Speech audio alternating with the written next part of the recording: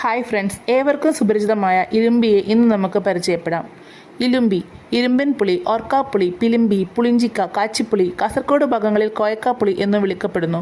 കുടംപുളിക്കും വാളംപുളിക്കും പകരമായി മീൻ കറികളിലും അച്ചാറിടാനും ഉപയോഗിക്കുന്നു. ഇലുമ്പിയിൽ ഔഷധഗുണം ഏറെയുള്ളത് ഇലയിലും കായയിലുമാണ്. തൊലിപ്പുറത്തെ ചൊറിച്ചിൽ, നീർവീർക്കം, തടിപ്പ്, വാതം, മുണ്ടിനീര്, വിഷജന്തുക്കൾ കടിച്ചാലുണ്ടാകുന്ന മുറിവ് എന്നിവയ്ക്ക് ഇലകൾ അരച്ചു തേക്കുന്നു. തുണികളിൽ പറ്റുന്ന കറകൾ ഈ കായകളിലെ പുളിരസം മാറ്റുന്നു. പിച്ചളപ്പാത്രത്തിലെ ക്ലാവ് കളയുന്നതിനും ഇതിൻ്റെ നീര് ഉപയോഗിക്കുന്നു. ഇലുമ്പിക്കായ മുറിക്കാതെ ഉപ്പിലിട്ട് 4 ദിവസം കഴിഞ്ഞുണ്ടാകുന്ന വെള്ളമെടുത്ത് നേർപ്പിച്ച് കുടിക്കുന്നത് രക്തത്തിലെ കൊഴുപ്പ് നിയന്ത്രിക്കാൻ സഹായിക്കുന്നു. ഇതുകൊണ്ടുണ്ടാക്കിയ വൈൻ കുടിക്കുന്നതും രക്തത്തിലെ കൊഴുപ്പിൻ്റെ അളവ് കുറയ്ക്കുന്നു.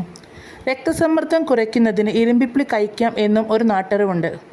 ഇത്രയെല്ലാം ഗുണഗണങ്ങൾ ഉണ്ടെങ്കിലും അധികമായാൽ അമൃതും വിഷമെന്നതുപോലെ ഇലുമ്പി നീര് കൂടുതലായി കഴിച്ചാൽ ഇതിൽ വൻതോതിൽ അടങ്ങിയിരിക്കുന്ന ഓക്സാലിക് ആസിഡ് വൃക്കയിൽ അടിഞ്ഞ് വൃക്ക തകരാറിലാവും.